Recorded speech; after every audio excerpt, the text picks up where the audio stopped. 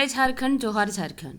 सभी हमारे तारों की तरह नन्हे मुन्ने टिमटिमाते हुए बच्चों को बहुत बहुत नमस्कार और स्वागत है अपनी चैनल दिव्य दृष्टि पाठशाला में।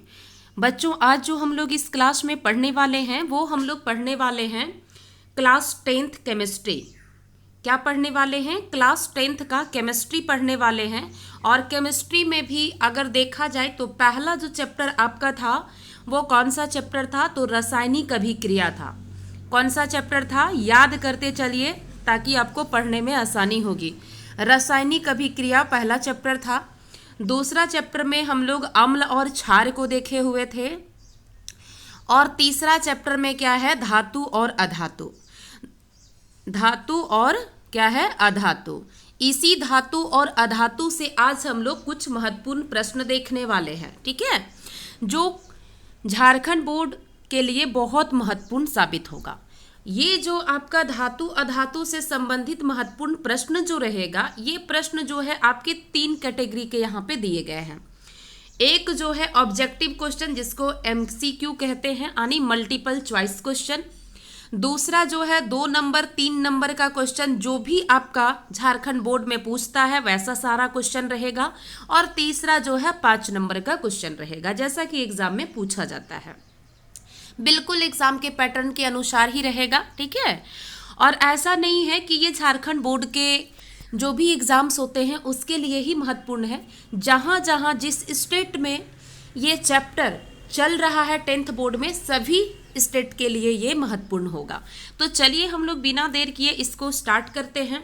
और हाँ, एक बात, इस वीडियो को सभी बच्चों के साथ जो भी 10th बोर्ड के लिए पढ़ाई कर रहे हैं उनके साथ शेयर कीजिएगा, ताकि ये फ्री ऑफ कॉस्ट जो है ना क्लास सभी लोगों तक पहुंच सके और सब कोई जो है अपना अच्छा स्कोर 10th में कर सके, ठीक है। चलिए तो आगे बढ़ते हैं और देखते हैं कौन कौन सा क्वेश्चन महत्वपूर्ण है। सबसे पहला क्वेश्चन की अगर हम लोग बात करें, जैसा कि आपको स्क्रीन पर दिखाई दे रहा होगा, पहला क्वेश्चन है सिनेबार किसका अयस्क है? क्या कह रहा है कि सिनेबार जो है वो किसका अयस्क है? तांबा का है, पारा का है, सल्फर का है, सिलिकॉन का है। तो इसका जो राइट आंसर हो जाएगा, सब पढ़ा हुआ है ना, तो इसका जो राइट आंसर होगा वो आपका हो जाएगा ऑप्शन नंबर बी। सिनेबार जो होता है वो किसका अयस्क होता है? तो पारा का अयस्क होता है। किसका अयस्क होता है? अब आपसे पलटा कर भी अगर क्वेश्चन पूछ दे कि पारा का अयस्क का नाम बताइए, तो आप क्या कहेंगे? अगर आपसे क्वेश्चन ये लिख दे कि इनमें से कौन सा पारा का अयस्क है, तो क्या हो जाएगा? सिनेबार हो जाएगा। अब यहाँ पे क्वेश्चन दिया है सिनेबार किसका अयस्क है, तो किसका हो जाएगा? पारा का। दोनों तरह से क्वेश्चन पूछा जा सकता है। चलिए नेक्स्ट क्वेश्चन की ओर हम लोग बढ़े। और नेक्स्ट क्वेश्चन है आपके सामने, कौन सी धातु है जो कमरे के तापमान पर तरल अवस्था में पाई जाती है? यानी कौन सी धातु है जो कमरे के तापमान पर तरल अवस्था में पाई जाती? जैसा कि आपको हम बता चुके हैं कि पदार्थ जो है जिसको हम लोग शुद्ध पदार्थ कहते हैं, है ना, तो ये जो शुद्ध पदार्थ है ये 3 कैटेगरी में विभाजित होता है। पहला हो गया आपका धातु, दूसरा आपका हो गया अधातु, और तीसरा आपका क्या हो गया? उपधातु, है ना। तो उसी में यहाँ पे धातु की बात कर रहा है। कौन सी धातु है जो कमरे के तापमान पर तरल अवस्था में पाई जाती है? तांबा है, पारा है, आयरन है, जिंक है। तो इसका राइट आंसर जो हो जाएगा वो क्या हो जाएगा? पारा हो जाएगा, ठीक है। पारा जो होता है ना वो कमरे के तापमान पर तरल अवस्था में पाई जाती है, लेकिन ये कौन सी धातु की यहाँ पे बात कर रहा है? यही यहाँ पे अधातु की अगर बात कर देगा कि कौन सी वैसी अधातु है जो कमरे के तापमान पर तरल अवस्था में पाई जाती है, तो इसका जो जवाब होगा आपके सामने वो क्या होगा? ब्रोमीन होगा, ठीक है। क्या हो जाएगा? ब्रोमीन हो जाएगा। इसको याद रखना है क्योंकि यहाँ पे कंफ्यूजन क्रिएट कर सकता है। धातु अगर है तो पारा आंसर होगा, अधातु अगर है तो ब्रोमीन आंसर होगा। चलो नेक्स्ट क्वेश्चन की ओर बढ़े हम लोग। और नेक्स्ट क्वेश्चन हमारे सामने है, तांबा और जस्ता के मिश्र धातु को क्या कहते हैं?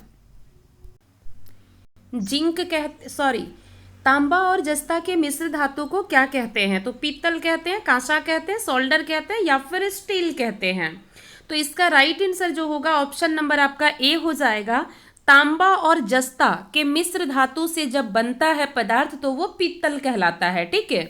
और यहीं पे आपसे अगर पूछ दे कि तांबा और टीन से मिलकर जो मिश्र धातु बनता है उसको क्या कहते हैं, तो उसका नाम क्या हो जाएगा, कांसा हो जाएगा। ये ध्यान रखना है, ठीक है। देखो पीतल में क्या है कि तांबा रहेगा, लेकिन तांबा के साथ क्या रहता है, जस्ता रहता है, याद रखना, ठीक है। पीतल में तांबा के साथ जस्ता रहता है। और कांसा की अगर हम लोग बात करेंगे तो यहाँ पे भी तांबा रहेगा, लेकिन इस जगह पर टीन रहेगा, ठीक है। यानी तांबा और टीन मिलाकर कांसा बनता है और तांबा और जस्ता मिलाकर पीतल बनता है, तो ये ध्यान रखना है।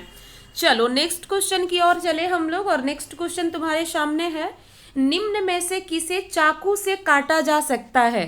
कौन सा ऐसा पदार्थ है या तो धातु है जिसे चाकू से काटा जा सकता है, ठीक है।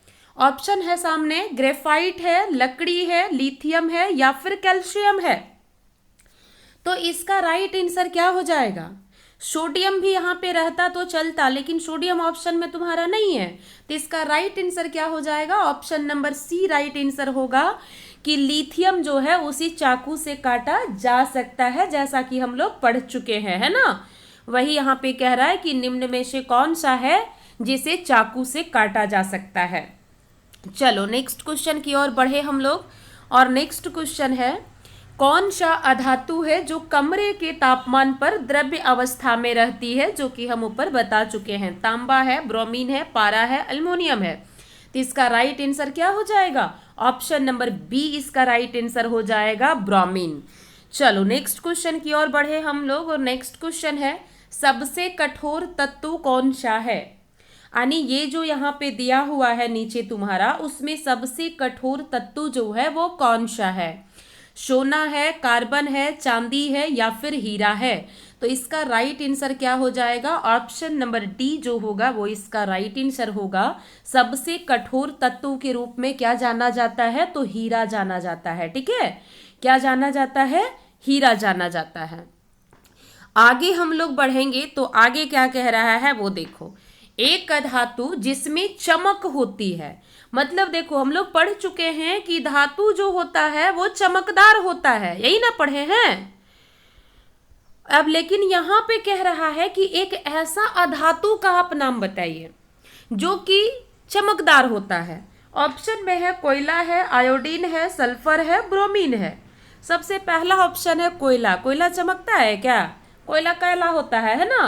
तो इसका राइट आंसर क्या हो जाएगा? ऑप्शन नंबर बी जो हो जाएगा वो सही होगा, ठीक है। आयोडीन जो है एक प्रकार का क्या है?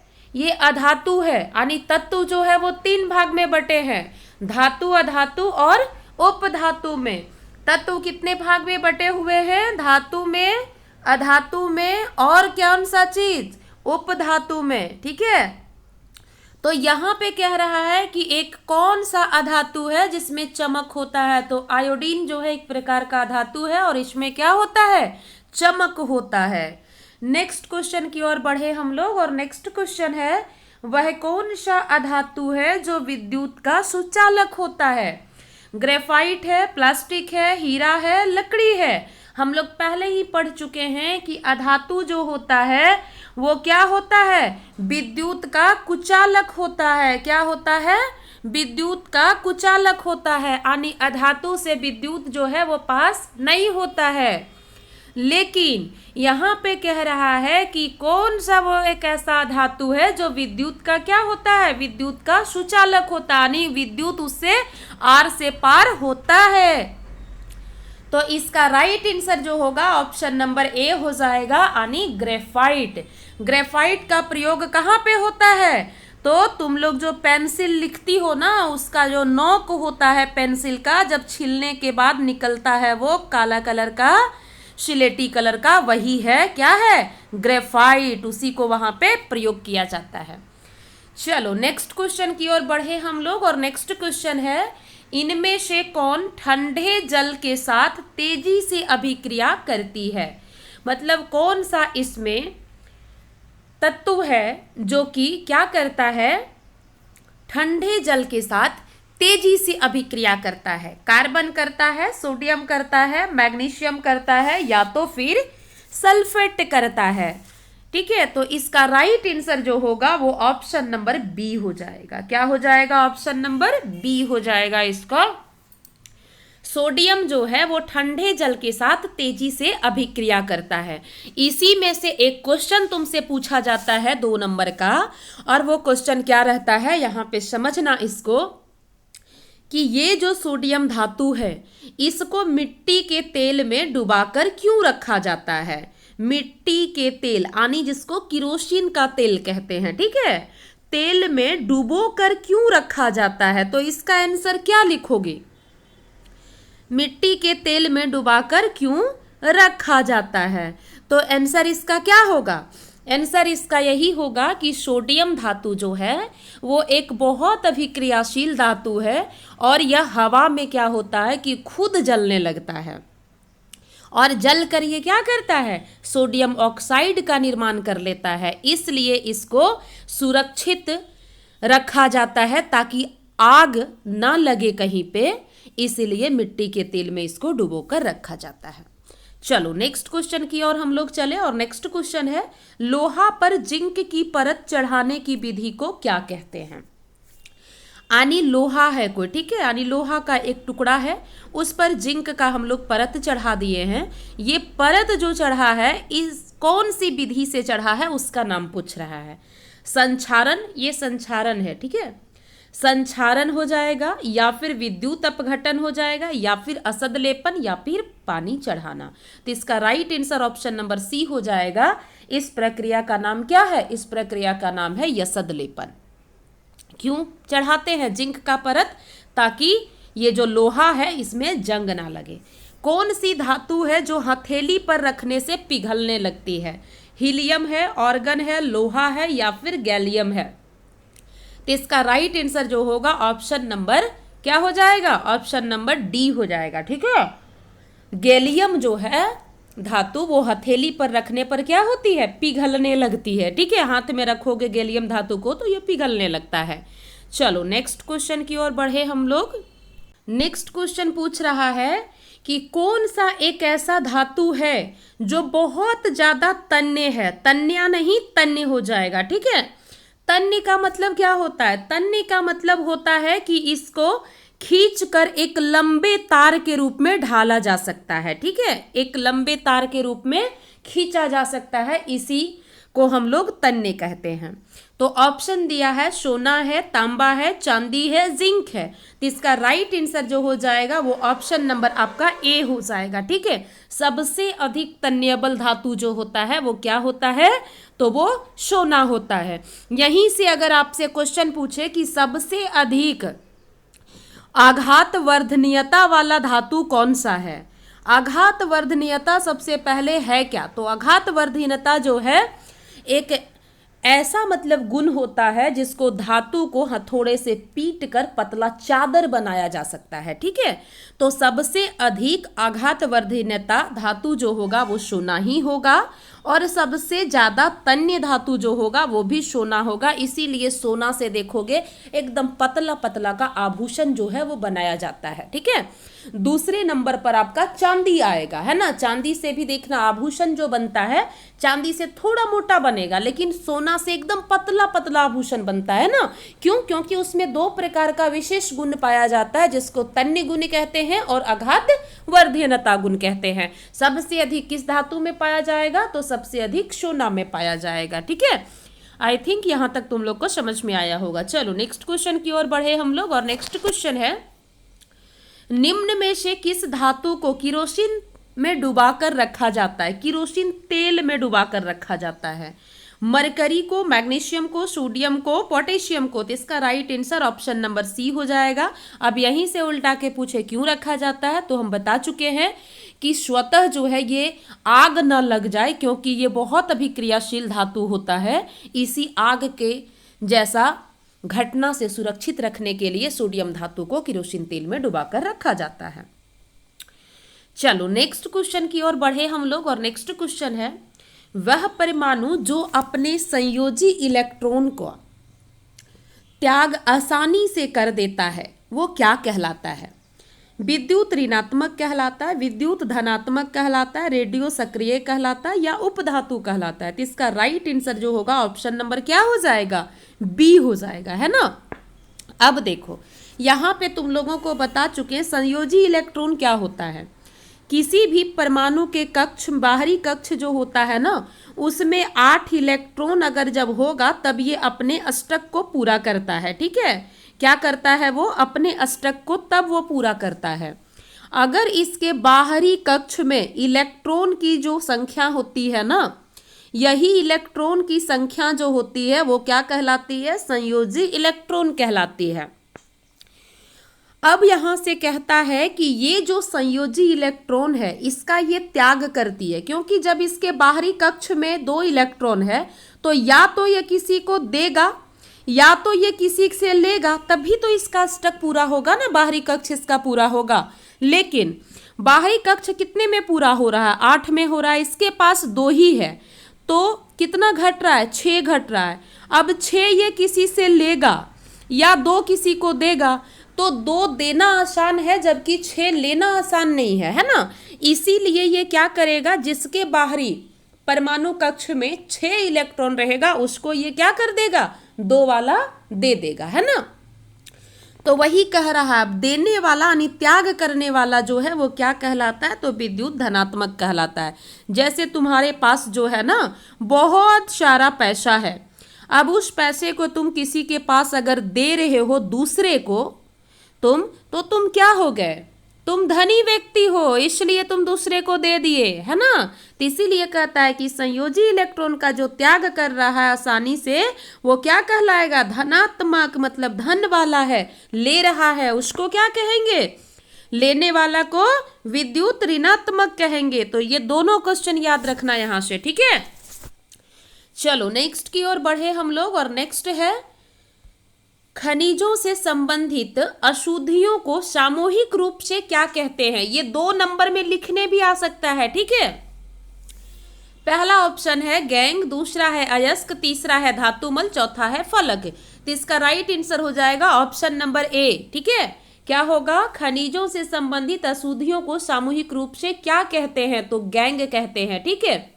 अयस्क में जो अशुद्धि होता है उसी को हम लोग गैंग कहते हैं। तो ये 2 नंबर में लिखने भी आता है।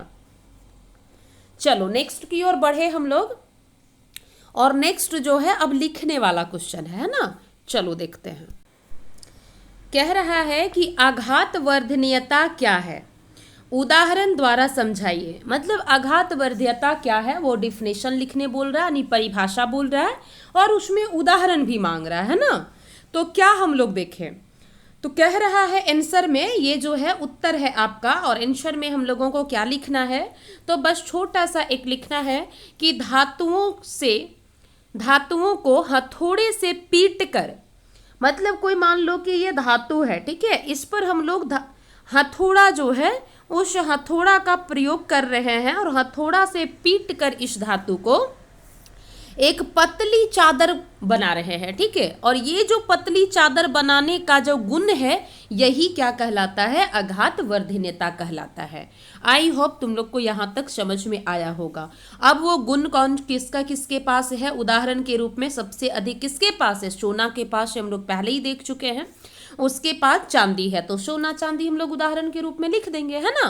यानी धातु को हथौड़े से पीट कर पतली चादर बनाए जाने का जो गुण होता है उसी को हम लोग क्या कहते हैं? उसी को हम लोग आघात वर्धनीयता कहते हैं, ताकि तुम लोग को अच्छे से याद हो जाए, ठीक है। चलो अब यहां से बहुत वीवीआई क्वेश्चन है, ठीक है। ये बहुत इंपॉर्टेंट क्वेश्चन है, वेरी वेरी इंपॉर्टेंट क्वेश्चन। और क्वेश्चन क्या कह रहा है वो समझना कि उभयधर्मी ऑक्साइड क्या होते हैं। किन्हीं 2 उभयधर्मी ऑक्साइड के उदाहरण दे। क्या कह रहा है कि उभयधर्मी ऑक्साइड क्या होते हैं? किन्हीं 2 उभयधर्मी ऑक्साइड के उदाहरण दे। ये 2 ही उदाहरण है उभयधर्मी का जो बहुत ज्यादा 10th बोर्ड में पूछा जाता है। आंसर में हम लोग क्या लिखेंगे? तो आंसर में बस वही लिखना है कि ऐसे धात्विक ऑक्साइड जिनकी प्रकृति अम्लीय या क्षारीय दोनों प्रकार की होती है, उन्हें हम लोग क्या कहते हैं? उभयधर्मी ऑक्साइड कहते हैं। बस 2 ही चीज यहाँ पे पकड़ना है कि ऐसा धात्विक ऑक्साइड जिनकी प्रकृति अम्लीय भी होती है और क्षारीय भी होती है, उसको हम लोग क्या कहते हैं, उभयधर्मी ऑक्साइड कहते हैं। जैसे उदाहरण के रूप में एल्युमिनियम ऑक्साइड, जिसका सूत्र Al2O3 होता है, सूत्र भी याद रखना, तथा जिंक ऑक्साइड ZnO। अब यहां से तुमको दूसरा क्रॉस क्वेश्चन भी पूछा जा सकता है। क्या पूछा जा सकता है, समझो उसको, कि एल्युमिनियम ऑक्साइड और जिंक ऑक्साइड जो है उसको उभयधर्मी ऑक्साइड क्यों कहा जाता है। अब यहां से ऐसे क्वेश्चन पूछ सकता है, तो क्यों कहा जाता है, तो सीधा सा आंसर लिखना है कि एल्युमिनियम ऑक्साइड और जिंक ऑक्साइड जो है उनकी प्रकृति अम्लीय और क्षारीय दोनों प्रकार की होती है, इसीलिए इसे जो है उभयधर्मी ऑक्साइड कहा जाता है। ठीक है, तो हम लोगों को दोनों तरीके से तैयार रहना है। ठीक है, चलो आई होप यहां तक समझ में आया होगा। अगले क्वेश्चन की ओर चलते हैं हम लोग, और अगला क्वेश्चन जो है वही क्वेश्चन है जो कि हम तुम लोगों को बता भी चुके हैं आगे, है ना। सोडियम धातु को मिट्टी के तेल में डुबोकर क्यों रखा जाता है, क्यों रखा जाता है, क्योंकि सोडियम धातु जो है वो बहुत अभिक्रियाशील धातु है ना। सोडियम धातु अभिक्रियाशील धातु है, यह हवा में स्वतः जलने लगती है और सोडियम ऑक्साइड का निर्माण करती है, इसलिए इन्हें सुरक्षित रखने तथा आकस्मिक यानी अचानक, आकस्मिक मतलब क्या हो गया, अचानक आग लगने से रोकने के लिए मिट्टी के तेल में सोडियम को डुबाकर रखा जाता है। नेक्स्ट क्वेश्चन है, कारण बताए कि धातु क्यों विद्युत धारा का संचालन करती है। मतलब यहां से तुमसे पूछ रहा है कि क्या कारण है कि विद्युत धारा का संचालन धातु करती है। तो क्यों करती है, सबसे बड़ा कारण है कि धातु जो होता है ना उसमें विद्युत संचालन करने के लिए क्या होता है, मुक्त इलेक्ट्रॉन होता है, उसके पास स्वतंत्र फ्री रूप में जो है इलेक्ट्रॉन मौजूद होते हैं, जिससे विद्युत धारा के प्रवाह में अल्प प्रतिरोध उत्पन्न होता है। जो विद्युत धारा का प्रवाह हो रहा है ना उसमें प्रतिरोध मतलब रोकने की जो गुण होती है वो एकदम ना के बराबर होती है।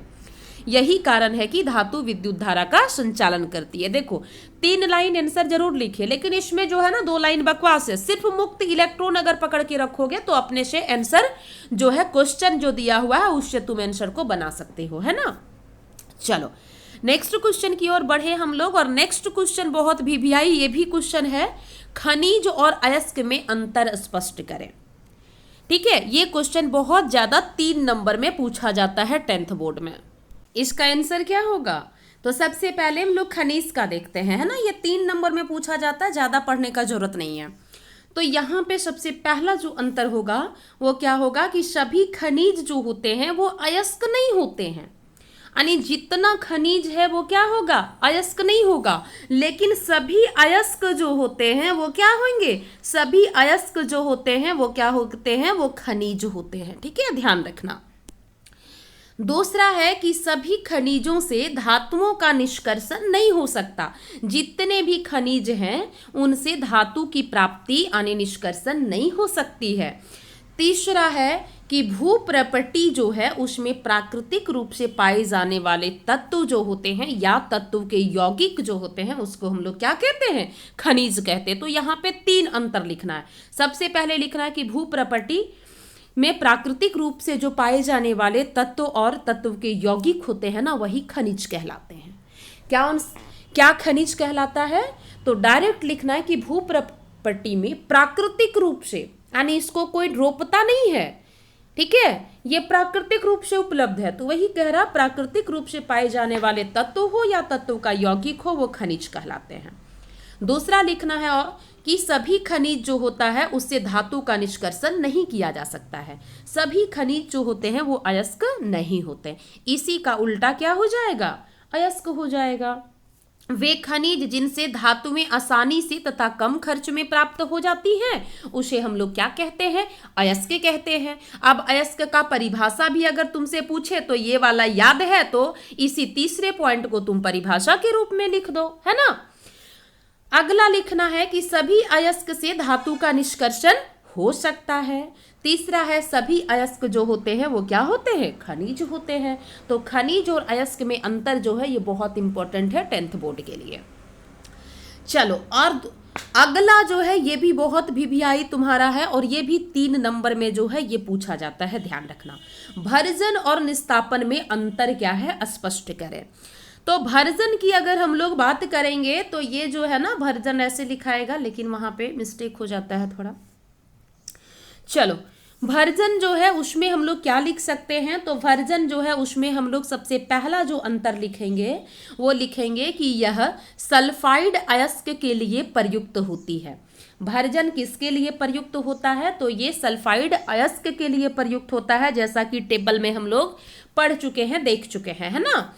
भर्जन जो होता है इस प्रक्रिया में अयस्क जो होता है उसको वायु की उपस्थिति में गर्म किया जाता है। देखिए, भर्जन और निस्तापन में बस एक ही अंतर है कि भर्जन में जो धातु की प्राप्ति हम लोग करते हैं, धातु के ऑक्साइड की, वो वायु की उपस्थिति में उसको गर्म करते हैं, और निस्तापन में जो है वायु की अनुपस्थिति में उसको गर्म करते हैं। ठीक है, बस 2 यही है। अब यहाँ पे निस्तापन में वही चीज है कि यह ऑक्साइड एवं कार्बोनेट अयस्क के लिए प्रयुक्त होता है। इस प्रक्रिया में अयस्क को वायु की उपस्थिति में क्या किया जाता है, गर्म किया जाता है और धातु ऑक्साइड को प्राप्त किया जाता है। 2 नंबर में इसका जो है ज्यादा पूछता है, लेकिन हो सके तो 3 नंबर में भी पूछा जा सकता है। चलो आगे हम लोग बढ़ते हैं। निस्तापन क्या है, एक उदाहरण दे। अब यहां से ये भी पूछा जा सकता है कि निस्तापन क्या है वो हमको बताइए और इसका एक उदाहरण दीजिए। तो क्या कहता है आंसर में, वो देखो कि कार्बोनेट अयस्क को सीमित वायु की उपस्थिति में, सीमित वायु कहने का मतलब है कि यहाँ पे वायु की अनुपस्थिति है। ठीक है, यहाँ पे वायु की अनुपस्थिति भी हम लोग लिख सकते हैं। अधिक तापमान पर गर्म करने पर यह ऑक्साइड में बदल जाता है। यानी कार्बोनेट का जो अयस्क होता है उसको अगर हम लोग वायु की अनुपस्थिति में गर्म करते हैं बहुत अधिक टेम्परेचर के साथ, तो वो क्या होता है कि ऑक्साइड में बदल जाता है। और ऑक्साइड में बदल जाता है, और क्या कह रहा है वो सुनो। भाप में जो बदलने वाली अशुद्धि होती है ना, यानी भाप के रूप में जो अशुद्धि होती है वो बाहर निकल जाती है। इसी प्रक्रिया को हम लोग क्या कहते हैं, तो हम लोग निस्तापन कहते हैं। जैसे Zn जो है ये क्या है, ये आपका धातु है और CO3 कार्बोनेट हो गया, मतलब ये कार्बोनेट अयस्क है। इसमें हम लोग ऊष्मा को दिए, यानी उसको क्या किए, ऊष्मा दिए। कैसा ऊष्मा दिए, तो वायु की अनुपस्थिति वाला। ठीक है, अब यहाँ से क्या मिल रहा है, हम लोग को पहले पता है कि ऑक्साइड मिलेगा, यानी जिंक का ऑक्साइड मिल गया हम लोग को और कार्बन डाइऑक्साइड गैस मिल गया। तो एक उदाहरण और इसकी परिभाषा आपके सामने है। आई होप यहाँ तक समझ में आया होगा। चलो अगला जो क्वेश्चन है वो है, ये यहाँ से 2 क्वेश्चन पूछा जा सकता है। ठीक है, एक क्वेश्चन है कि थर्मिट अभिक्रिया किसे कहते हैं, दूसरा है थर्मिट अभिक्रिया जो है उसका 2 उपयोग लिखिए। क्या लिखिए, 2 उपयोग लिखिए। इसका आंसर क्या होगा, तो आंसर जो होगा वो क्या होगा, तो समझना कि आयरन का जो ऑक्साइड होता है, ठीक है, जिसका सूत्र है Fe2O3, यानी आयरन का जो ऑक्साइड होगा वो एल्युमिनियम के साथ जो है ना, एल्युमिनियम का साइन क्या होता है, यानी प्रतीक जो होता है वो क्या होता है, Al होता है। ठीक है, ये भी याद रखना, जैसा कि रेल टेस्ट में पूछा गया था। आयरन ऑक्साइड का अल्युमिनियम के साथ जो होता है ना, वो अभिक्रिया बहुत अधिक तीव्र होता है, यानी बहुत ज्यादा तीव्र गति से होता है। ठीक है, जिससे क्या होता है कि काफी मात्रा में ऊष्मा उत्पन्न होती है। अब देखो, ये जो आयरन ऑक्साइड है ना, अब आयरन ऑक्साइड का जो अभिक्रिया होता है वो अल्युमिनियम के साथ बहुत तीव्र गति से होता है। ठीक है, अब जब तीव्र गति से यहाँ पे क्या होगा, अभिक्रिया होगा, तो उससे क्या होगा, काफी मात्रा में ऊष्मा उत्पन्न होगा। ये जो ऊष्मा उत्पन्न होता है और तीव्र गति से अभिक्रिया होता है, इसी प्रक्रिया को हम लोग क्या कहते हैं, थर्मिट अभिक्रिया कहते हैं। ठीक है, तो यहाँ पे क्या हम लोग देखें कि आयरन ऑक्साइड, बस याद रखना, ये नहीं भी याद रहेगा तो इसको लिखना जरूरी नहीं है, डायरेक्ट लिखना आयरन ऑक्साइड का अल्युमिनियम के साथ तीव्र गति से अभिक्रिया होती है, जिससे काफी मात्रा में ऊष्मा उत्पन्न होती है, उसी को हम लोग क्या कहते हैं, तो थर्मिट अभिक्रिया कहते हैं। यहाँ पे जो है ये तुम्हारा दिया हुआ है ना, उदाहरण के रूप में।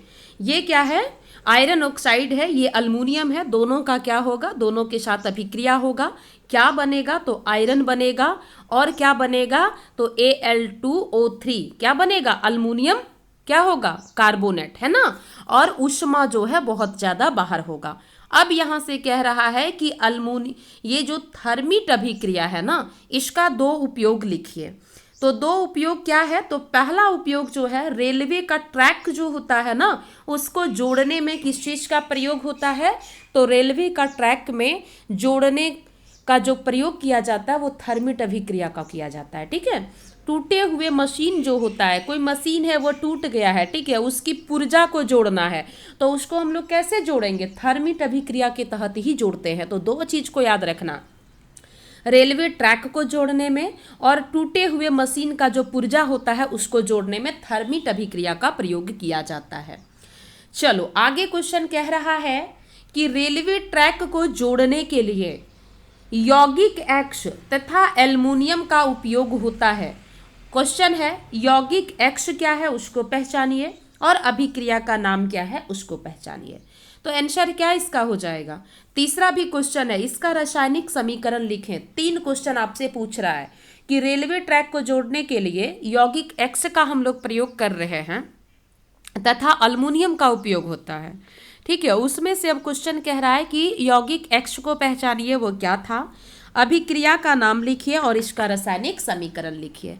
तो पहला का आंसर क्या हो जाएगा, यौगिक एक्स जो था वो क्या था, जैसे थर्मिट अभिक्रिया में हम लोग देखें तो यौगिक जो था Fe2O3 यानी आयरन ऑक्साइड था। ठीक है, अब यहां पे देखो दूसरा अभिक्रिया का नाम क्या था, तो दूसरा अभिक्रिया का जो नाम था वो क्या था, अभिक्रिया का नाम जो था वो था थर्मिट अभिक्रिया था। ठीक है, तीसरा समीकरण की अगर हम लोग बात करें तो समीकरण क्या था ये हम लोग बता चुके हैं, ये थर्मिट अभिक्रिया में बहुत अच्छे से देख लेना। ठीक है, ये तीनों इस तरह की तरीके से भी पूछा जा सकता है, इसलिए क्वेश्चन को सिर्फ अलग कर दिए और अलग तरीके से पूछ दिए हैं। चलो नेक्स्ट क्वेश्चन है, भर्जन क्या है एक उदाहरण दे। अब यहां से पूछ रहा है कि भर्जन क्या है, वो तो हम लोग निस्तापन देख लिए, तो निस्तापन का जस्ट उल्टा वर्जन होता है। ठीक है, तो यहाँ पे क्या कह रहा है कि सल्फाइड अयस्क जो है उसको वायु की उपस्थिति में अगर अधिक तापमान पर हम गर्म करते हैं तो ये जो है ना, ये जो सल्फाइड अयस्क था ये ऑक्साइड में बदल जाता है और भाप में बदल जाने वाली अशुद्धि जो होती है वो भाप में बदल जाती है और फिर वो अशुद्धि बाहर निकल जाती है। इसी प्रक्रिया को हम लोग क्या कहते हैं, भर्जन कहते हैं। अब यहाँ पे क्या है कि यहाँ पे जो है उदाहरण के रूप में दिखा दिए हैं, जिंक जो है सल्फाइड ऑक्सीजन की प्रेजेंस में, और यहाँ पे क्या हो रहा है, ऑक्सीजन। ठीक है, यहाँ पे क्या बन रहा है वो चीज़ हम लोग देख रहे हैं। एक सेकेंड, ये जो है ना यहाँ पे ऑक्सीजन नहीं होगा, ठीक है, ये नहीं होगा, यहाँ पे ये चीज़ को देखना, क्योंकि हम लोग किसकी बात कर रहे हैं, सल्फाइड अयस्क की बात कर रहे हैं। तो यहाँ पे जिंक जो है वो सल्फाइड अयस्क हो गया। अब यहाँ पे ऑक्सीजन की उपस्थिति में कर रहे हैं, ऑक्सीजन दे दिए, क्या बना, तो क्या बन गया, Zn मतलब क्या हो गया, जिंक ऑक्साइड बन गया, और यहाँ पे क्या है, SO2 बाहर आ रहा है। चलो नेक्स्ट की ओर हम लोग आगे बढ़े, और नेक्स्ट है मिश्र धातु किसे कहते हैं, इसके 2 नाम तथा उपयोग लिखिए। मिश्र धातु क्या है, आंसर चलिए हम लोग देखते हैं। कहते हैं किसी धातु के किसी अन्य धातु अथवा अधातु के साथ गलित अवस्था में मिलाने से जो समांगी मिश्रण प्राप्त होता है उसी को हम लोग क्या कहते हैं, मिश्र धातु कहते हैं। उसी को हम लोग क्या कहते हैं, मिश्र यहाँ पे छूट गया है, ठीक है, मिश्र धातु कहते हैं। यानी क्या कह रहा है उसको समझो, कोई धातु है, ठीक है, यहाँ पे लिख लिए कोई धातु है, वो किसी अन्य धातु, कोई अन्य धातु के साथ, या फिर कह रहा है कि कोई अधातु भी हो सकता है, उसके साथ गलित अवस्था में रहेगा। कैसी अवस्था में, गलित अवस्था में, मतलब ये कोई धातु है, उसके साथ धातु या अधातु गलित अवस्था में अगर मिलाया जा रहा है और उससे समांगी मिश्रण प्राप्त हो रहा है। समांगी मिश्रण का मतलब क्या है, जो एक दूसरे के साथ घुल जाए, है ना, समांगी मिश्रण प्राप्त होता है, उसी को हम लोग क्या कहते हैं, उसी को हम लोग मिश्र धातु कहते हैं। यही आपका क्या कहलाता है, मिश्र धातु। और इसका एग्जाम्पल क्या है मिश्र धातु का, जैसे आपको हम क्या बताए, पीतल बताए, है ना, कांसा बताएं, ये सब क्या है, ये सब मिश्र धातु का ही एग्जाम्पल है। ठीक है, अब यहाँ पे देखिए इसका उपयोग पूछा है। ठीक है, क्या पूछा है, इसका उपयोग पूछा है। जैसे इस्पात, इस्पात जो है एक मिश्र धातु है और इसका निर्माण इसका उपयोग जो होता है वो जहाज तथा वाहन के निर्माण में किया जाता है। ठीक है, पित्तल, पित्तल एक मिश्र धातु है जिसका निर्माण कहाँ पे होता है, बर्तन में निर्माण इसका होता है। ठीक है, पित्तल का उपयोग कहाँ पे होता है, तो बर्तन के निर्माण में होता है। कांसा, कांसा का कहाँ पे प्रयोग होगा यानी उपयोग होगा, तो इसका भी बर्तन के निर्माण में होगा। तो यहाँ पे 3 उपयोग जो है और नाम आपके सामने है। चलिए नेक्स्ट हम लोग देखते हैं और नेक्स्ट क्वेश्चन है, संचारण को परिभाषित करें। संचारण से बचने के 2 उपाय भी लिखे। ठीक है, संचारण हम लोग पढ़ चुके थे पहले क्लास में, लेकिन उसको देखते हैं, यहाँ पे भी दिया है तो हम लोग थोड़ा पढ़ लेते हैं। संचारण क्या है, तो वायु तथा नमी की उपस्थिति में किसी धातु का परत बन बनकर नष्ट होना संचारण कहलाता। मान लो कि ये लोहा का कोई खिड़की है। ठीक है, ये जब मान लो कि वायु की उपस्थिति में है या तो नमी यानी पानी का नमी उसमें है। ठीक है, उसके संपर्क में आया और इसमें क्या है कि जंग लग गया, जंग लग गया तो एक परत इसमें बन गया है ना।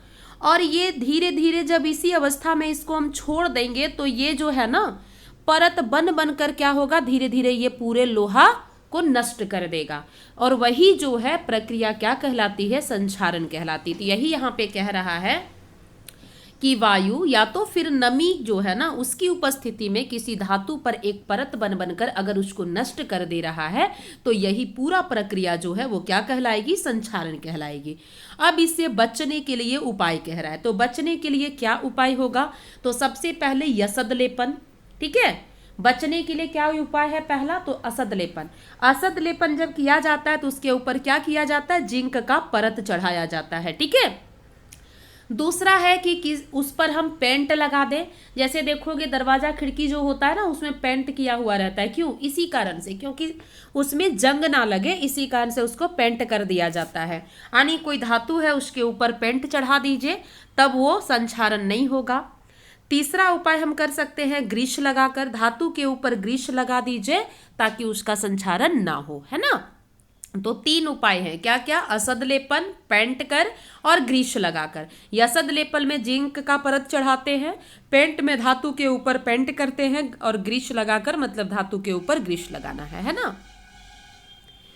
चलो अगला क्वेश्चन है, और अगला क्वेश्चन है धातु निष्कर्मण प्रकरण में कार्बोनेट एवं सल्फाइड अयस्क को ऑक्साइड में परिवर्तित किया जाता है, क्यों।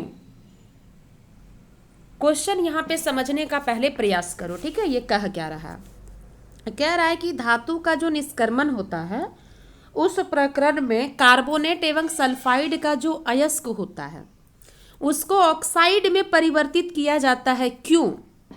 यानी धातु का निष्कर्षण करने के लिए हम लोग जो प्रक्रिया को स्टार्ट करते हैं उसमें कार्बोनेट एवं सल्फाइड का अयस्क जो होता है वो ऑक्साइड में परिवर्तन हो जाता है, क्यों। तो आंसर क्या है वो समझिए कि किसी धातु को उसके सल्फाइड और कार्बोनेट की अपेक्षा उसके ऑक्साइड से प्राप्त करना अधिक आसान होता है, इसलिए अपचयन से पहले धातु सल्फाइड एवं कार्बोनेट को धातु ऑक्साइड में बदल लेना आवश्यक होता है।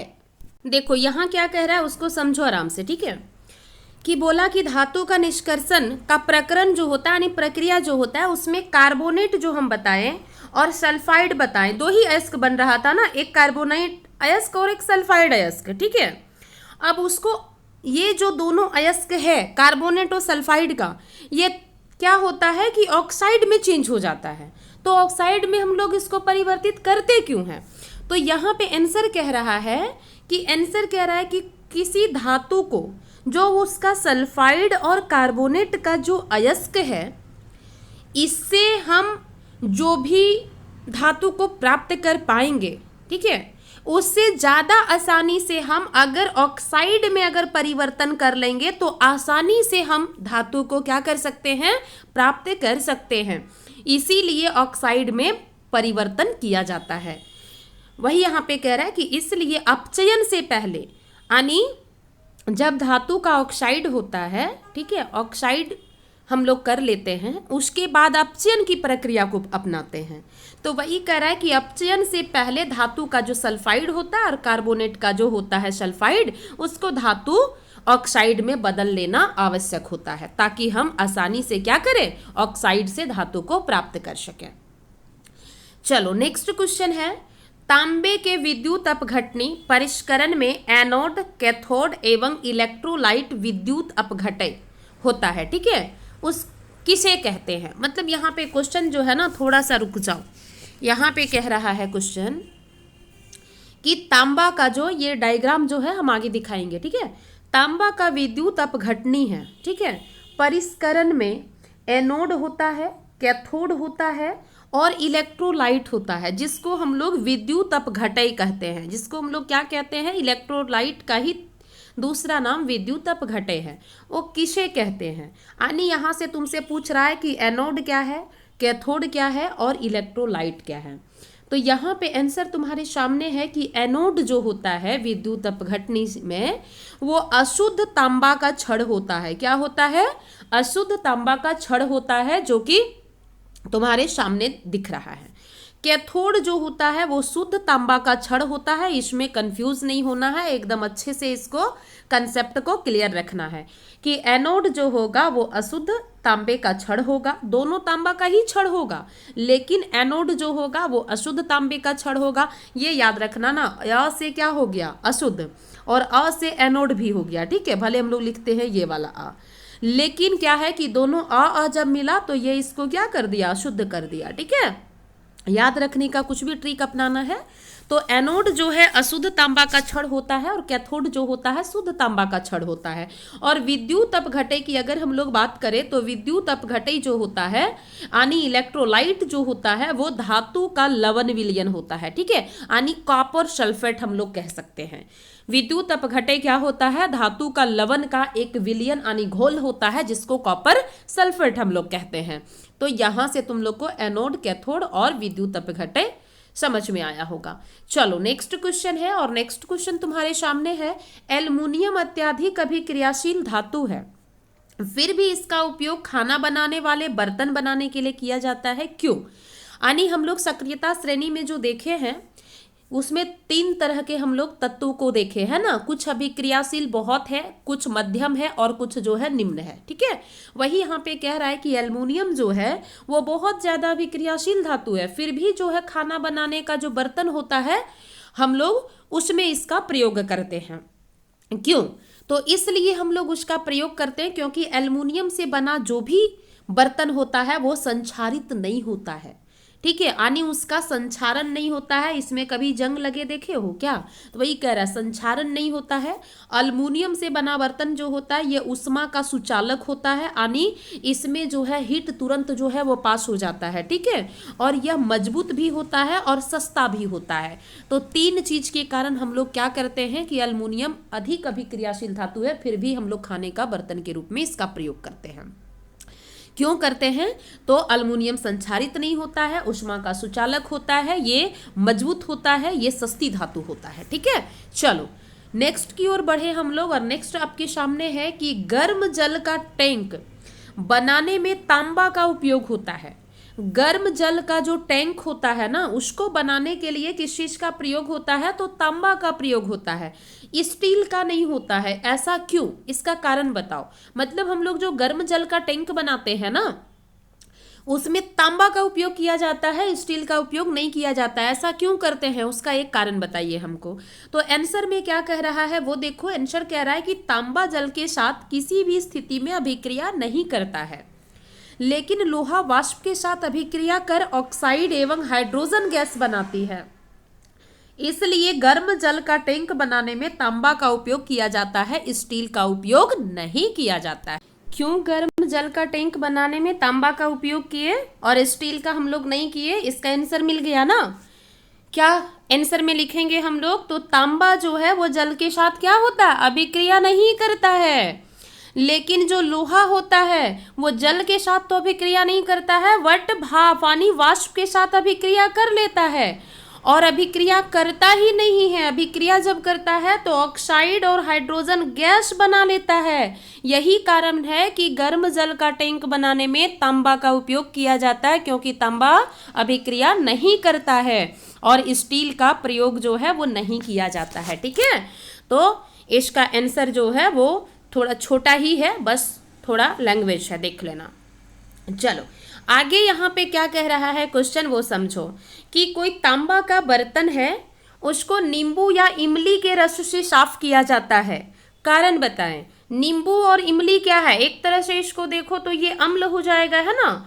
तो वही यहाँ पे कह रहा है कि नींबू या इमली के रस से साफ किया जाता है। इसका कारण क्या हो सकता है बताओ। किस बर्तन को? तांबा के बर्तन को। ठीक है, यहाँ पे आगे चलते हैं हम लोग आंसर में। कह रहा है कि तांबा पर क्षारीय कॉपर कार्बोनेट की लेयर बन जाती है। मतलब तांबा पर जो जंग के रूप में जो परत बनती है वो किस चीज की बनती है? कॉपर कार्बोनेट की बनती है। उसकी प्रकृति कैसी होती है? तो उसकी प्रकृति क्षारीय होती है। इसको समझना कि तांबा पर क्षारीय कॉपर कार्बोनेट का लेयर बन जाता है, जिसके कारण तांबा का रंग क्या हो जाता है? तांबा का रंग मलिन हो जाता है। जब तांबे के बर्तन को नींबू या इमली के रस से साफ किया जाता है तो नींबू या इमली में उपस्थित जो अम्ल पदार्थ होता है वो कॉपर सल्फेट से अभिक्रिया कर उसे तांबे के बर्तन से क्या करता है? अलग कर देता है, जिससे बर्तन साफ होकर क्या होता है? चमकने लगता है। खट्टे पदार्थ क्षारीय कॉपर कार्बोनेट को हटाने में क्या होता है? सक्षम होता है। इसलिए खट्टे पदार्थ से हम लोग क्या करते हैं? बर्तन को साफ करते हैं। ठीक है, तो यहाँ पे समझ में आया कि हम लोग तांबा के बर्तन को नींबू या इमली के रस से क्यों साफ करते हैं। इसलिए साफ करते हैं क्योंकि तांबा पर जो क्षारीय प्रकृति का जो कॉपर कार्बोनेट बन जाता है और वो तांबा के जो कलर होता है ना उसको वो गंदा कर देता, यानी मलिन कर देता है। ठीक है, और जब हम लोग इस बर्तन को, यानी जो मलिन बर्तन तांबा का बन गया, उसको नींबू और इमली के रस से साफ करते हैं तो उसमें जो उपस्थित अम्ल पदार्थ होता है कॉपर सल्फेट से अभिक्रिया कर लेता है। ठीक है, और फिर क्या करता है? तांबे के बर्तन को क्या करता है? अलग कर देता है, जो वहां पे परत बना है उससे, और फिर वो तांबा का बर्तन चमकने लगता है। इसलिए हम लोग क्या करते हैं? खट्टे पदार्थ का प्रयोग करते हैं, है ना। खट्टे पदार्थ क्षारीय कॉपर कार्बोनेट को हटाने में सक्षम होता है, इसलिए खट्टे पदार्थ बर्तन को साफ करने में क्या हो जाता है? प्रभावी हो जाता है। चलो अगला क्वेश्चन है, और अगला क्वेश्चन हम लोगों के सामने है, पारा का मुख्य अयस्क का नाम बताइए। क्या कह रहा है क्वेश्चन? क्वेश्चन कह रहा है कि पारा जो है उसके एक मुख्य अयस्क का नाम बताइए। ठीक है, एक मुख्य अयस्क का नाम बताने बोल रहा है और उसका सूत्र लिखने भी बोल रहा है। इस अयस्क को किस विधि के द्वारा धातु ऑक्साइड में बदला जा सकता है? तो इसका उत्तर में हम लोग क्या लिखेंगे? चलिए देखते हैं उत्तर में क्या लिखेंगे कि पारा जो है धातु को उसकी अयस्क से निष्कर्षण में प्रयुक्त समीकरण को लिखे। मतलब ये क्वेश्चन ही है, या करके ऐसे भी पूछ सकता है तुमसे। ठीक है, आनी पहला क्वेश्चन यहाँ से पूछ सकता है कि पारा के एक मुख्य अयस्क का नाम लिखें और सूत्र लिखें। इस अयस्क को किस विधि के द्वारा धातु ऑक्साइड में बदला जाता है, या तो फिर पारा धातु को उसकी अयस्क से निष्कर्षण में प्रयुक्त समीकरण को लिखें। तो इसका आंसर क्या हो जाएगा? आंसर होगा कि अयस्क का एक जो मुख्य अयस्क का बात बोला है उसका नाम क्या है? तो उसका नाम सिनेबार है। सूत्र क्या है? तो सूत्र है HgS। ये किसका सूत्र है? ये सिनेबार का सूत्र है। ठीक है, अब यहाँ से कह रहा है विधि क्या था? तो विधि में हम लोग क्या देखते हैं कि इस अयस्क को भर्जन विधि के द्वारा धातु ऑक्साइड में क्या किया जाता है? बदला जाता है, जिसका समीकरण जो है इस प्रकार है। HgS मतलब सिनेबार, ऑक्सीजन प्लस यहाँ पे ऊष्मा और क्या बनाएगा? Cinnabar plus SO2। दूसरा भी यहाँ पे दिया हुआ है। ठीक है, यहाँ पे देखो Hg के साथ ऑक्साइड लगा हुआ है। ठीक है, अब यहाँ पे इसको फिर से हम लोग अगर ऊष्मा देंगे तो Hg यानी धातु जो है वो हमारा अलग हो जाएगा। ठीक है, और किस विधि से किए? तो भर्जन विधि से हम लोग किए। चलो नेक्स्ट क्वेश्चन, और नेक्स्ट क्वेश्चन जो है वो तुम लोगों का जो है ना वो है चित्र से। ठीक है, चित्र से है, ये थोड़ा छोटा करते हैं तभी तुम लोग को अच्छा से दिख पाएगा। चलो, चित्र से कभी कभी जो है 5 नंबर में आता है क्वेश्चन, तो उसको हम लोग देखने का प्रयास करते हैं कि आखिर यहाँ पे क्या दिया हुआ है। ठीक है, तो यहाँ पे जो दिया हुआ है वो चित्र हम लोग सबसे पहले अगर देखें तो पहला चित्र जो कह रहा है वो क्या है, वो देखो। यहाँ चित्र तुम्हारे सामने है, इसको पढ़ने का प्रयास करो और चित्र में क्या कह रहा है उसको देखो। देखो, चित्र में यहाँ पे हम अगर देखेंगे तो हमको क्या दिखाई देगा। कह रहा है क्वेश्चन कि चित्र में धातु का लवण विलयन के साथ एक अधिक क्रियाशील धातु की अभिक्रिया को दिखाया गया है और वहाँ पे A, B, C, D एवं E को नामांकित करने आपसे बोल रहा है। अब यहाँ पे देखो, A के पास क्वेश्चन मार्क्स है, B के पास भी क्वेश्चन मार्क्स है, C के पास भी क्वेश्चन मार्क्स है, D के पास भी है, E के पास भी है। ठीक है, अब यहाँ पे देखो, ये जो तुम्हारा चित्र जो यहाँ पे दिखाया गया है, ये एक मतलब जो धातु का लवण होता है, ठीक है, उसका अधिक क्रियाशील धातु की अभिक्रियाशीलता को यहाँ पे दिखा रहा है। अब वही चीज पूछ रहा है, तो ये जो तुमको दिख रहा है ये क्या है, ये कॉपर सल्फेट का विलयन है और यहाँ पे ये जो है ये आयरन सल्फेट का विलयन है। ठीक है, और जो ABCDE लिखा हुआ है वो तुमसे पूछ रहा है।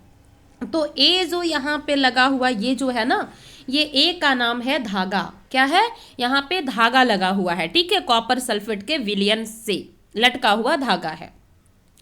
बी की बात करें तो बी जो यहाँ पे है ये क्या है, ये परख नली है। ये क्या है, इसका नाम परख नली है, यानी शीशे का ट्यूब है ये। और अगर हम लोग सी की अगर हम लोग बात करें तो सी यहाँ पे क्या है, सी जो है ये कॉर्क है। ऊपर में यहाँ पे क्या है, कॉर्क है। ये दोनों, ये जो दोनों यहाँ दिख रहा है ना, ये कॉर्क है। डी की अगर हम लोग बात करें तो डी जो है ये परख नली का स्टैंड है। ये क्या है, ये जो परख नली यहाँ पे लगा हुआ है ना, उसका ये स्टैंड है। परख नली का क्या है, स्टैंड है। और ई जो आपका है वो ई क्या है, तांबा का तार है। क्या है, तांबा का तार है। ठीक है, तो इसको अच्छे से एक बार देख लेना, बता दे रहे हैं क्योंकि साफ कर दिए चित्र को। ठीक है, ए क्या है, तो ए जो है वो धागा है, बी जो है ये वाला ये परख नली है, सी जो है ये वाला ये कॉर्क है, डी जो है वो परख नली स्टैंड है और ई जो है वो क्या है, तांबा का तार है। ठीक है, तो इसको ध्यान रखना, इसको बार बार देखना है और इसको समझना है कि कहाँ पे कौन सा दर्शाया गया है चित्र में। ठीक है, लिखना नहीं है, इसको बार बार वीडियो देखो, अपने समझ में आ जाएगा, अपने दिमाग में रहेगा। दूसरा जो हम लोगों के सामने चित्र है वो चित्र है कि धातु में चालकता का गुण प्रकट करने के लिए किए गए प्रयोग के चित्र में सांख्यिकी भागों का नाम लिखें। यानी यहाँ पे जो है ना, ये जो चित्र है इसमें चालकता, जो धातु की चालकता है उसका गुण दिखाने की बात की गई है। अब इसमें भी जो है कहाँ क्या पे है वो चीज़ आपसे पूछ रहा है। तो देखो, ये स्टैंड हो गया, ये क्लिप हो गया, क्लैंप हो गया, ये दर्शा दिया गया है। बाकी 1 2 3 4 5 चीज़ें आपसे पूछ रहा है। चलिए देखते हैं, सबसे पहला चीज़ क्या है। तो पहला जो यहाँ पे ये है ना, ये क्या है, ये जो है धातु का झाड़ है। ये क्या है, धातु का झाड़ है। ठीक है, अब दूसरा अगर हम लोग बात करें, ये जो है ये क्या है कि छड़ का खुला सिरा है। ये जो छड़ गया हुआ है इस टाइप से ना, इसका खुला सिरा है। छड़ का ये क्या है, खुला हुआ सिरा, मतलब किनारा, खुला हुआ सिरा या किनारा है। तीसरा की अगर हम लोग बात करें तो तीसरा जो है ये मोम है। ठीक है, चौथा की अगर हम लोग बात करें तो ये चौथा जो है ये पिन है। ठीक है, या फिर कांटी कह सकते हैं। और पांचवा जो ये आपका है ये क्या है, ये बर्नर है। ठीक है, एक बार इसको हटा के बता दे रहे हैं।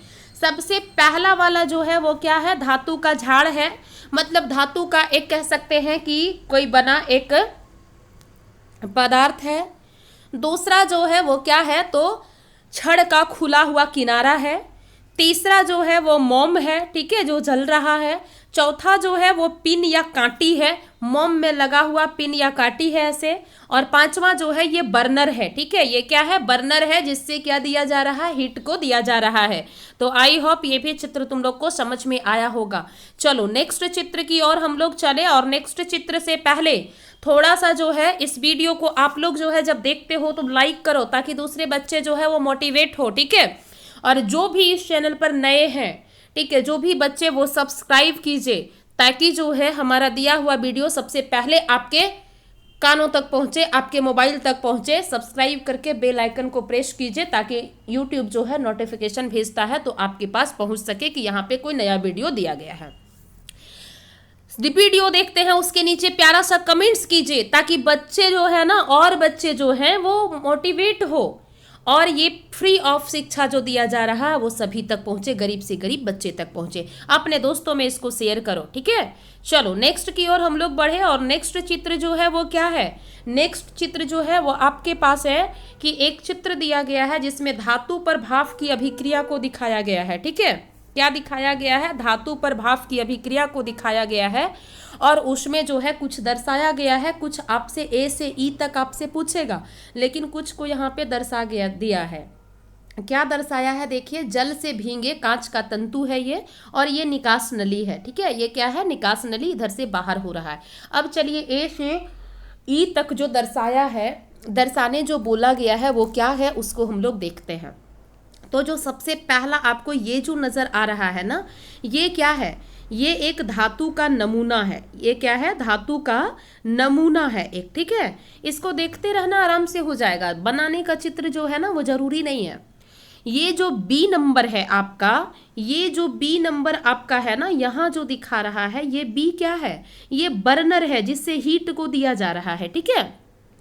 सी की अगर हम लोग बात करेंगे तो सी जो है ये क्या है, ये आपका गैस का जार है। यहाँ पे जो निकास नली है, यानी क्या निकल रहा है, गैस निकल रहा, यानी गैस का ये जार है, ठीक है।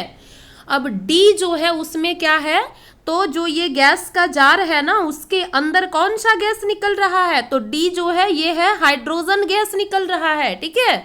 और ई जो है वो क्या है, ई जो है वो जल है, ठीक है। तो यहाँ पे जो है ए से ई तक हम बता दिए एक बार फिर से, ठीक है। क्या बताएं, एक बार फिर से रिपीट कर लो कि ए जो है वो क्या है, तो ए जो है एक प्रकार के धातु का नमूना था। बी की बात करें तो बी जो है एक प्रकार का क्या था, बर्नर था, जिससे हीट दिया जा रहा है। सी जो है वो गैस का जार है, और डी जो है वो क्या है, हाइड्रोजन गैस है, और ई जो है वो क्या है कि ये जो आपको दिख रहा है इसमें क्या है, इसमें जल है, ठीक है। तो ई जो है वो क्या चीज़ को दिखा रहा है, तो वो जल को दिखा रहा है। डी जो है हाइड्रोजन गैस जो निकल रहा है, ठीक है।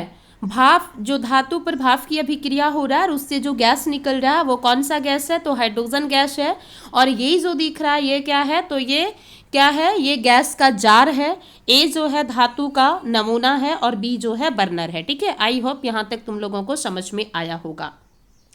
अगला जो चित्र है वो चित्र है धातु के विद्युत अपघटनी परिष्करण, जो तुम लोगों को पहले क्वेश्चन भी बताया गया, इससे संबंधित जो है वो पूरा करने बोल रहा है कि चित्र में कहाँ पे क्या है, ठीक है। तो चलो हम लोग इसको देखने का प्रयास करते हैं कि इसमें क्या है। सबसे पहला अगर हम लोग ए की बात करेंगे तो ए क्या है, ए आपका वही कैथोड है, ठीक है। जो एनोड और कैथोड जो आप लोग को हम बताए ना, वही यहाँ पे है। ए जो है वो क्या है, कैथोड है। बी की बात करें तो एनोड है बी, ठीक है। और सी की बात करें हम लोग तो सी जो है कॉपर सल्फेट का विलयन है। क्या है, कॉपर सल्फेट जो है ना उसका विलयन है ये। सी क्या है, कॉपर सल्फेट का विलयन है। और डी जो है एनोड का पंख है। क्या है, एनोड का पंख है ये। और ई की अगर हम लोग बात करें तो ई जो है ये कॉपर का आयन है। क्या है, कॉपर का आयन है। तो ए से लेकर अगर हम लोग ई तक बात करें तो फिर से एक बार रिपीट कर दे, ए जो है वो कैथोड को दिखा रहा है, और कैथोड हमेशा नेगेटिव साइन रहता है, इसको याद रखना, ये भी पूछ सकता है, ठीक है। बी जो है एनोड है और इसका साइन पॉजिटिव होता है, किसमें, विद्युत अपघटनी सेल में, ये चीज को ध्यान रखना, ठीक है। किसमें? विद्युत अपघटनी सेल में। आगे अगर हम लोग बात करेंगे, सी जो है कॉपर सल्फेट का विलयन है, डी जो है एनोड का पंख है, और ई जो है वो क्या है? कॉपर का आयन है ना, यानी कण है। चलो, तो यहाँ तक जो है हम लोग देख लिए। 4-5 जो चित्र था उसको ध्यान से देखना, यहाँ से 5 नंबर में चित्र दे सकता है, ठीक है। इससे पहले तुम लोगों को अम्ल, क्षार और लवण से महत्वपूर्ण प्रश्न का सेट दिया गया था, उसको देख लेना। और फिर जो है आप लोगों को धातु और अधातु से दे दिया गया है। अब एक जो है रासायनिक अभिक्रिया से बच गया है, उसका भी महत्वपूर्ण जो है प्रश्न वो दिया जाएगा। आप लोग देखिए, समझिए और बहुत अच्छे से पढ़िए। मेरा काम है फ्री ऑफ कॉस्ट जो है, ये सेवा ही लक्ष्य है, वही रूप में इस YouTube को स्टार्ट किया गया है चैनल को। आप लोग जो है इसको आगे बढ़ाने का काम कीजिए, ताकि अधिक से अधिक बच्चे जो है वो लाभान्वित हो सकते हैं। बहुत बहुत धन्यवाद आप सभी को। मिलते हैं अगले क्लास में अगले चैप्टर के साथ। तब तक के लिए सभी को बाय बाय, टेक केयर।